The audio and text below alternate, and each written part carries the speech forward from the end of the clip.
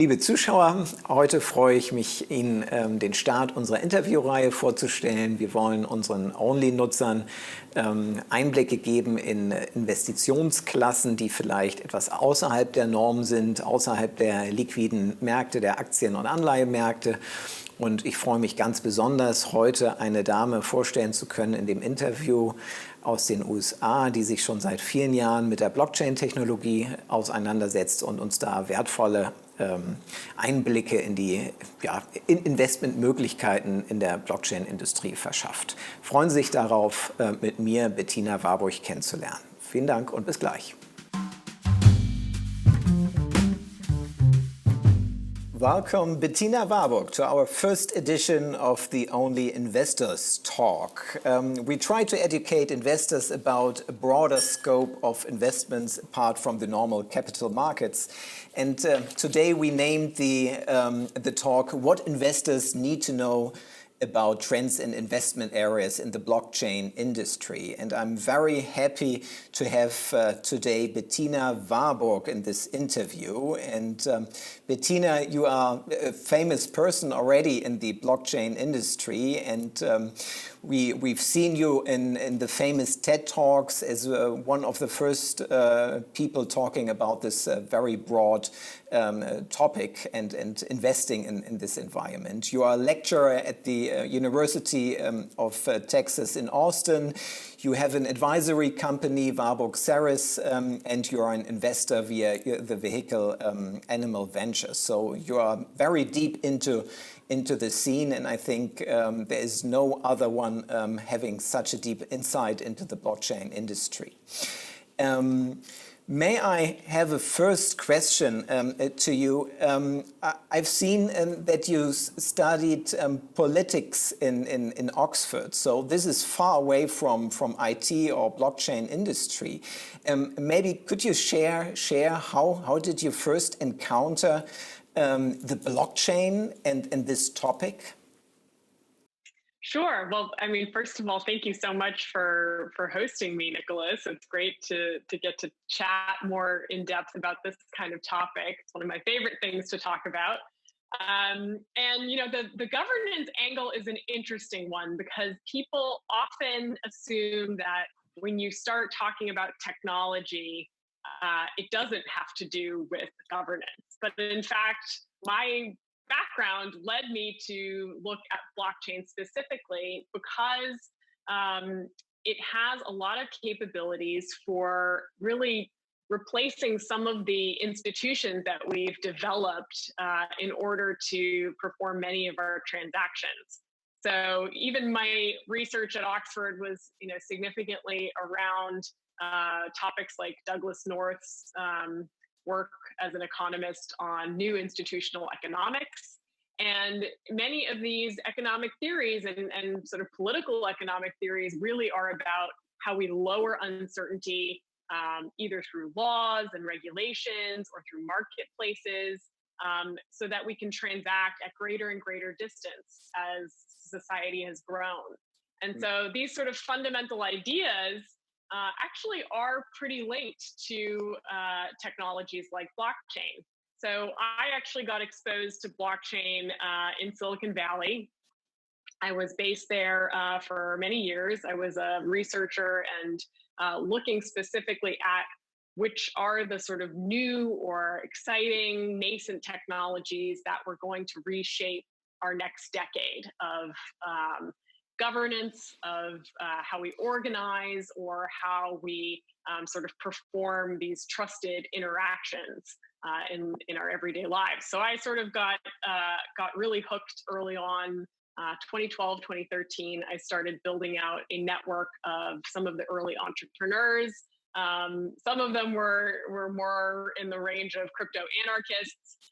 But people who were looking to find ways of leveraging this technology that was brand new and sort of pointed towards the possibility that we might be able to architect a lot of our institutional relationships using technology instead. Great.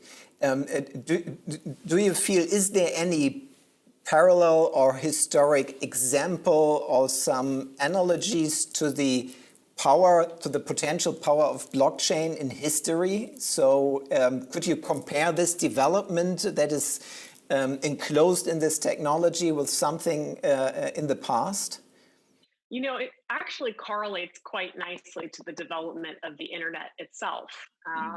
You know, if we look back historically, when if we simplified our digital economy, you'd really simplify it to these three layers, right? We sort of got core infrastructure when TCP/IP emerged, the protocol suite that defined how computers connected to each other to form a network and create this global communications infrastructure that we now think of as the internet, right?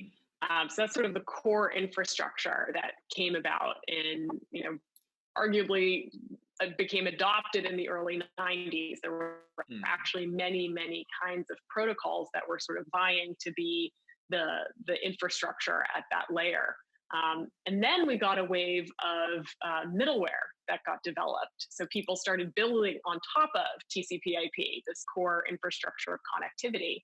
And so we got companies like Oracle, you know, things that allowed us to do content management better, display websites, do all of this sort of middle tools and services that just make it faster, cheaper, and easier to build on this infrastructure. And then eventually, when you get to sort of the 2000s, we started seeing the emergence of applications and the kind of economy we have today built on you know, different kinds of platforms and applications like Facebook and Uber and you know, any of those sort of modern concepts. So this whole tech stack evolved over these waves. And what's interesting is when you look at blockchain, the analogy is helpful to the internet because we're arguably in, you know, 1995 in terms of where the internet was. We have new core infrastructure, essentially blockchain computers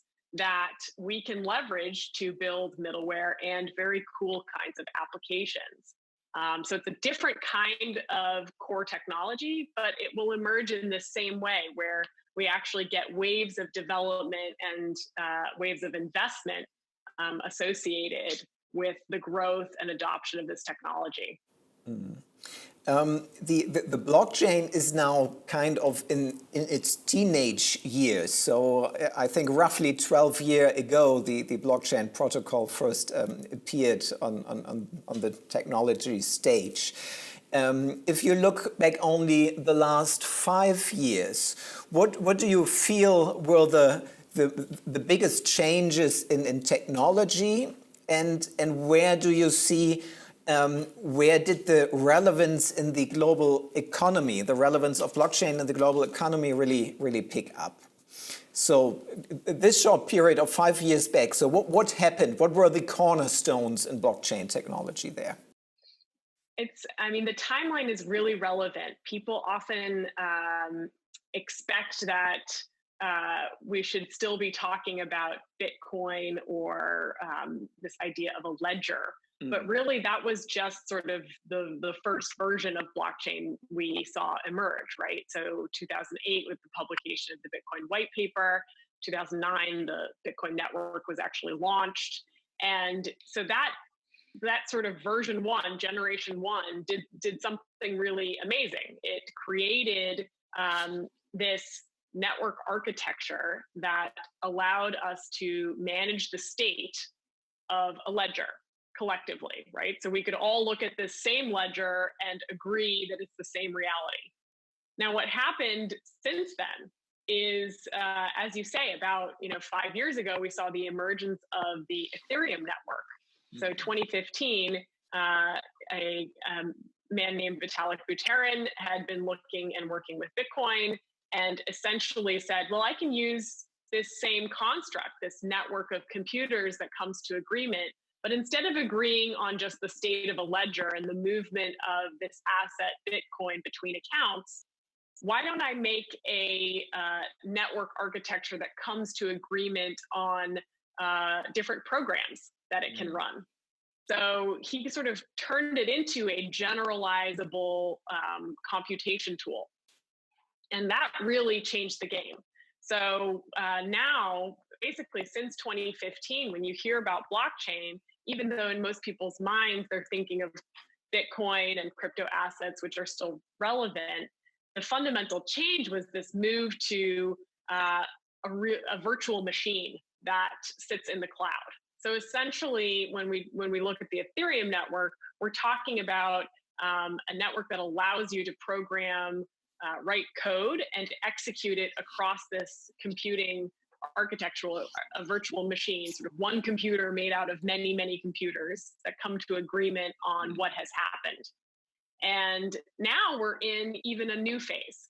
So today, I'd say, 2020 is really the year we're starting to see the emergence of a number of sort of generation 3 blockchains. And when you hear that word blockchain, it's a little bit, it's not archaic, but it's not even what it is anymore. We're looking at essentially networks that are launching that can be thought of as internet computers.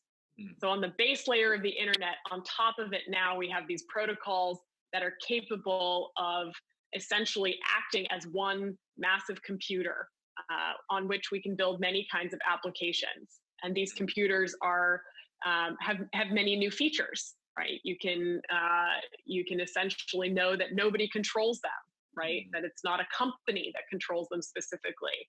So there's a lot of interesting things that have happened in the last 5 years and will continue to happen as we see blockchain move towards this area known as Web3. So really people see it as, if we talk about Web 1 was the sort of early days of the internet where all you saw were static web pages, personal web pages, things like that, read only. Web 2 was kind of this two-way interaction, the economy we know of as sort of the platform and application economy today, but run by big companies and mediated by them. Web 3 is now sort of this third evolution of our internet architecture and digital economy. Is there anything, so I remember like 5 years ago when a lot of companies emerged in the blockchain environment, and already back then people talked a lot about what is happening in the world, what is the potential in all stuff, and what big blockchain world this will be. Are there any expectations from back then that have not been met yet, or things where the industry is still waiting for the big bang or a big solution? Is there any big challenge where the industry waits? We hope to solve this in the future. I think one of the things you're really pointing out is that blockchain suffers from a horrible hype cycle, as many technologies do. And there's a law that I really like called Amara's law, which was coined by Roy Amara in Silicon Valley. He was a futurist, worked on a lot of the early sort of ARPANET and early internet infrastructure components. And his law really says that we tend to overestimate the effect of a technology in the short run and underestimate its effect in the long run. And I really do believe that that has been the case for blockchain and Web3. We're sort of overestimating what blockchain technology alone can do in the short term. And we have significantly underestimated how it is a big part of this move towards Web3. Really, this idea that we're sort of evolving our internet and digital architecture in a way that allows us to use internet computers. And so I think it's a 10-year journey, and we're really in the early days of it still. So it's easy to want to see the best use cases or all of these sort of shiny examples of the success or magnitude of influence that blockchain has on the world today, and they're missing, right? We don't see that many of those examples. Yeah. Of course, in the long term, we will hopefully see many of those. So the new technology is global tech thing. Where do you look to? In what kind of regions on the world? Where are the centers of innovation? Maybe let Silicon Valley away. Everybody knows that a lot of things are happening there. But if you look into the rest of the world, where does now innovation in blockchain happen the most? You know, surprisingly, there's a lot of innovation happening in Europe. People underestimate, I think, how much is based in Europe. We see, you know, many of the crypto networks have foundations that are based in Zug. So Switzerland has been a very long-standing, friendly jurisdiction towards innovation in this space. But you know, the Ethereum Foundation offices are also in Berlin. And, you know, that's where we're seeing a lot of very interesting technology developments actually take place. It's a community space that has clearly been, you know, been important to blockchain, has been the sort of Berlin technology community. Amsterdam, I mean, there's a number of sort of European locations that have been really you know, hot spots for this kind of activity. And then of course in Asia as well. But basically any kid can add some innovation to it, from Australia to South America to Asia to wherever. So it can happen everywhere. Yeah. Absolutely. So, and you know, these teams are often really distributed because there's not really a reason to necessarily all be in the exact same location. So yeah, great. And yeah, let's see what's happening there. Coming to the investor perspective. So if you are an investor, you are well educated and you know basically about blockchain, but you're wondering what kind of assets are to be invested in? What can you invest in the blockchain industry? So how can I approach as an investor the whole industry? Everybody heard about Bitcoin and currencies, but what else is there in the blockchain industry to invest in?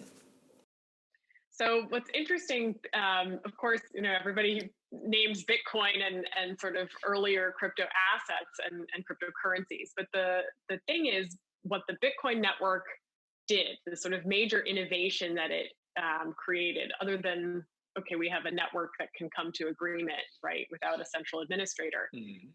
It created a token, which essentially gave us digital uniqueness.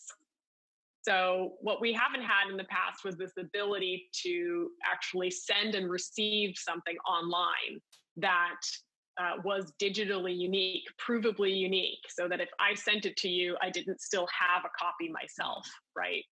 The same way when we hand cash to one another, you know that you now have a dollar bill or a euro and I do not, right? It's physically transpired and the custodianship is clear. That is one of the major innovations that Bitcoin gave us, which is called solving the double spend problem. It was sort of an actual technical problem of how do I prove that this same asset hasn't been spent twice? What that has enabled is many, many kinds of assets. So we don't just need to think about you know, something like a cryptocurrency.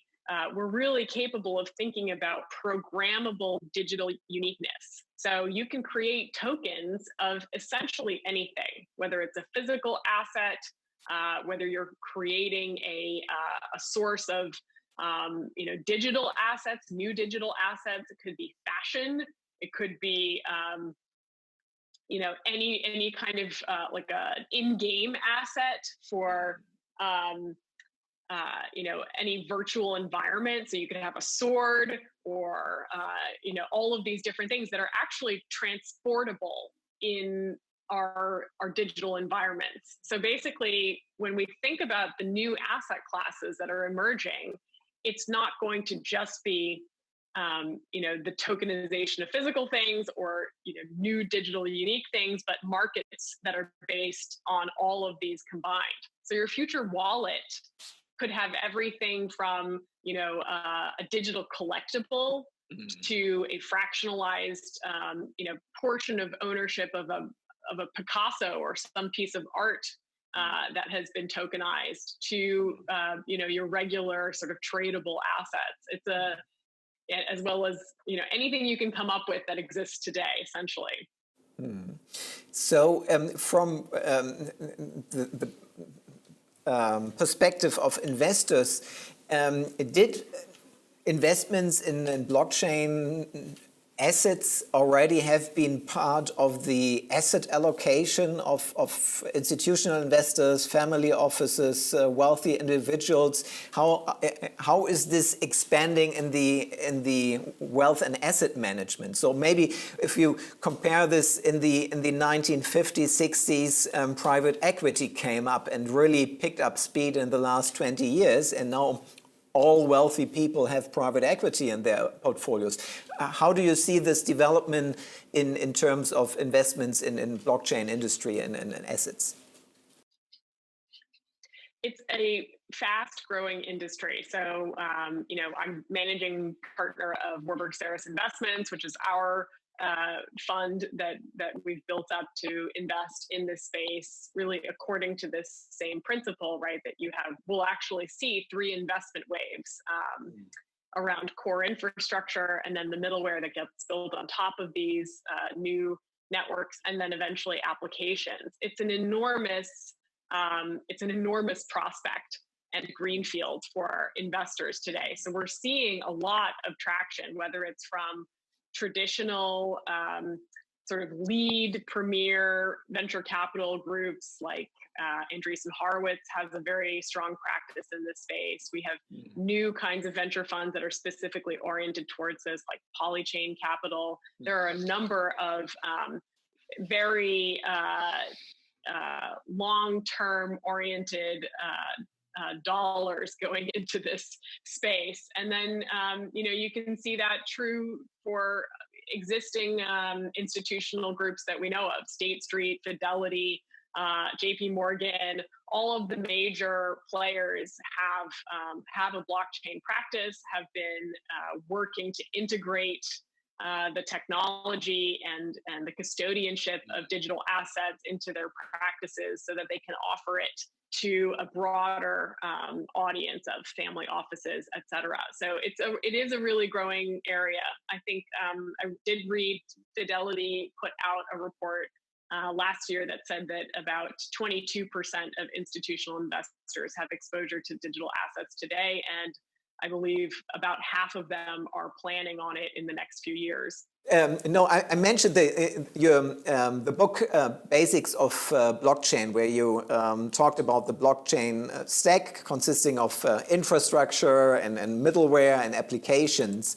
And where do you see, what is at the moment the most successful application in blockchain, and where do you think this journey will go, and what kind of applications are on the rise?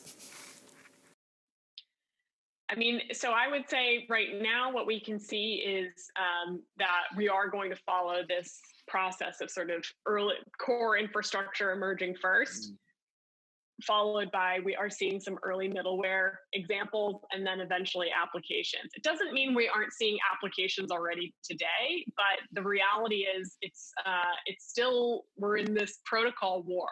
So we don't totally know which of the existing and soon to launch blockchain networks are actually going to be the computing infrastructure for the future. So it's a bit of a, just like in the early 90s when we talk about TCP/IP versus any of the other protocols, OSI, all of the other ones that existed that were kind of battling it out for dominance. We're seeing that happen for networks today. And so a number of interesting networks, I can certainly cite from our portfolio. We look at the Definity network is a very strong group producing essentially an internet computer protocol. There's a group called Luxo that is Berlin-based. It's a German company that has been extremely innovative in terms of how to both finance these kinds of network infrastructure operations and and is really pushing towards applications that will be about the digital you, about your lifestyle, right? Things like being able to tokenize, yourself and your economy. We're actually seeing this already on the rise in a lot of the sort of YouTube stars and people who have influence and want to be able to actually create an economic framework for themselves and their fans around their business. So we're starting to see, the early days of Ethereum applications have been heavily around decentralized finance, but we're now starting to see the emergence of these other sectors, right? Entertainment, gaming, and sort of media broadly as sort of overall digital lifestyle being a massive sector, both existing today, but when you combine it with the possibility of tokenization and programmable software that runs, on a global computer, you're actually sort of exploding the potential in this space. I'd say the last area which we don't hear about a lot in the news, but is an important thing to consider, is this future around machine-to-machine trade.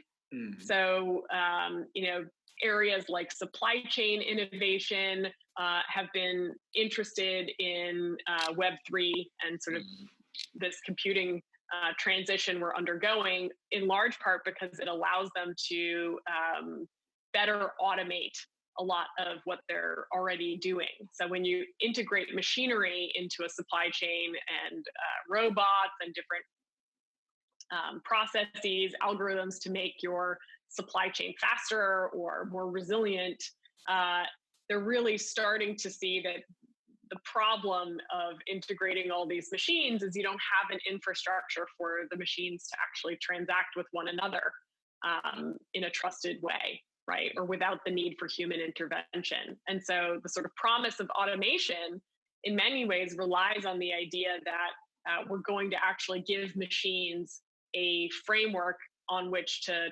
transact, right? The ability to autonomously exchange value with each other or make purchases or perform transactions at scale. So when you have 50 billion connected devices that need to now interoperate across companies and create a much more automated supply chain or sort of business process, you actually need an infrastructure for transactions that are verified and viewable and auditable and all of that. So there's also this sort of enterprise promise around blockchain and Web3 that really says having this global computing infrastructure is going to enable enterprises to actually fulfill the promise of automation. So basically, blockchain is conquering all kinds of industries all over the world, and it's not only in the digital space, but it's really also enclosing all the hardware industries, which is, by the way, very important for the German economy, connecting blockchain with the industry, machine industry, and so on. So that's quite interesting. Maybe have another perspective on, because it's still a young industry, and in young industries there are always also people who maybe lose the right road, so to speak. Or in other words, there have been fraud cases in ICOs, and there were like startups making up their ideas bigger than they were. Is there anything where you can spot these are good blockchain guys and that are bad blockchain guys? Is there any criteria to select whom you deal with, or who do you judge who's on the right way? Or is there anything in the blockchain that keeps transparency up, that things go better? So how do you do risk management in a nutshell?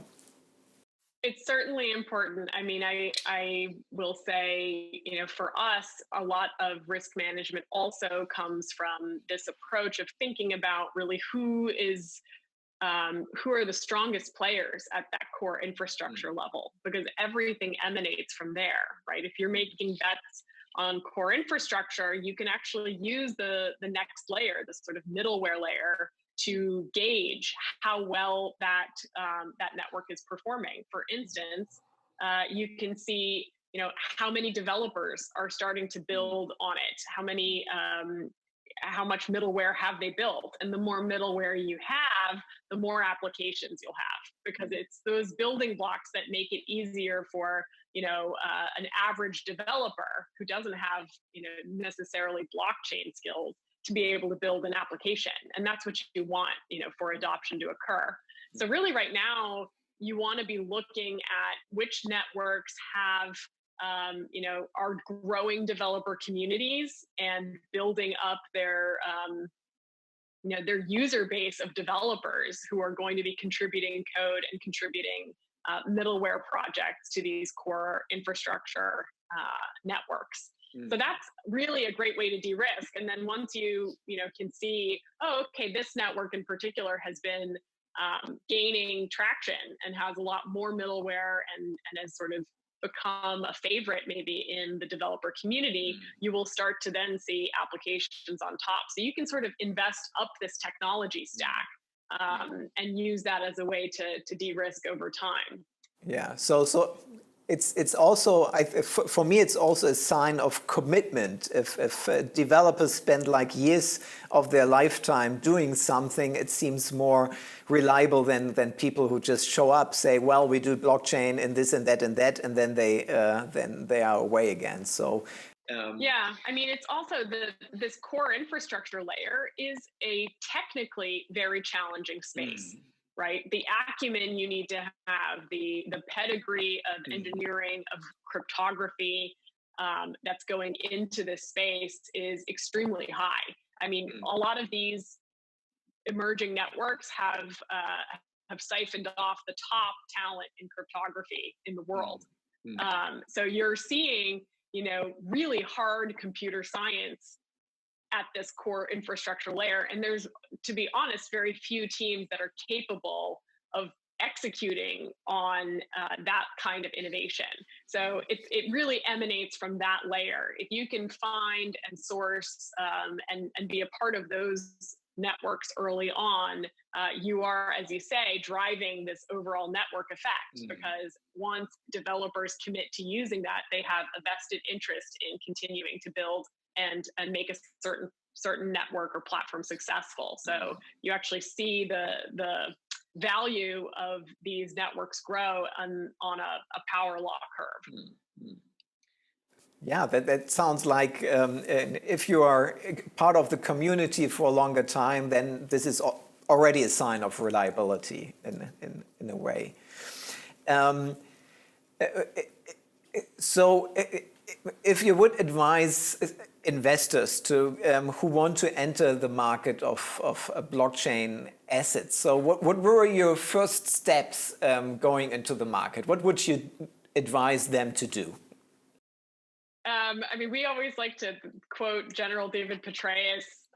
He has given us some very good advice over the years. And at one point, he sort of talked a lot about how you need to unlearn old models, old habits in order to actually allow yourself to progress and learn something new. So we sort of say you have to learn and unlearn a variety of topics and be open to that. So I think it is a constant education. This area is evolving quite quickly, and just as we've talked about today, there are people who are mentally still stuck in the sort of Bitcoin era, right? Of thinking that is what blockchains are, just these ledgers that are managed, right? And not, oh, we're talking about global computing architectures that are stateful and persistent and don't have an Amazon in the middle. So there's a really interesting kind of unlearning and relearning mindset you have to have, I think, going into this, where you can kind of let go of some of your old assumptions of how things work and start imagining that an asset in the digital landscape could be many things. That we can have fractionalized ownership, that you can encode rights and different rules into all of these economic tools that are cropping up. So that's really the hardest part, I think, for most people, is having a bit of that humility to let go of some of the sort of tried and true ideas and be open to something new. Great. As a founder and managing director of Animal Ventures, so what are your the three most important investment criteria if you look into your space of blockchain, new companies, new technology, new ecosystems, new ideas? So what is where do you focus on when you see new things? I mean, so immediately we looked at where in this technology stack a company sits. And once you know that, you can start to sort of assess, what is the timeline for this kind of innovation to really be successful. I think it's one of the things that people get wrong the most, right? You see so many projects that sound like a great idea, but it's sort of like investing in Uber in 1995, right? It's a great idea, it totally should exist, but the actual infrastructure to support that kind of project being adopted isn't there yet. So once we sort of establish, yes, it's a company or a project that fits into the right, maturity curve in terms of where we are in the development of this technology, then we are really looking at who's going to be a generational icon, who's going to be the Google or the Amazon of this generation of entrepreneurs. And so we're looking for outsized returns, the ability to have a really strong competitive advantage over their peers or the other projects that are in their particular category. And I have to say, it's an extremely exciting space. So if you can start to imagine these companies more in that technology stack, it's honestly the very first step to understanding when and how different projects will be successful. Great. Bettina, so I've learned a lot. So not only that Europe is really picking up in terms of innovation, core infrastructure, middleware are even more interesting for investors, or can be more interesting for investors than pure applications and digital currencies. And your enthusiasm in this field, I think this is what the industry shares in a way. So I think it's really worthwhile for investors having a look in this environment in this space. And you co-authored the already mentioned name Basics of Blockchain, which is a great book. It looks used because I really used it and learned it.